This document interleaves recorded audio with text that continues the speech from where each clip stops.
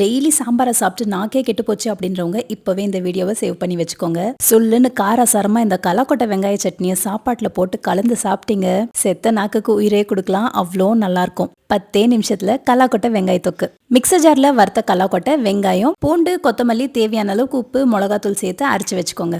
தாளிக்க ஒரு கடாயில எண்ணெய், கடுகு, சீரகம், அரைச்ச தொக்கியும் போட்டு கொஞ்சமா லெமன் ஜூஸையும் புழிஞ்சு விட்டு மிக்ஸ் பண்ணிடுங்க. தாராளமா இதுல சாதத்தை கிளறி லஞ்ச் பாக்ஸுக்கு கொடுத்து அனுப்பலாம். பிடிச்சிருந்தா ட்ரை பண்ணி பாருங்க.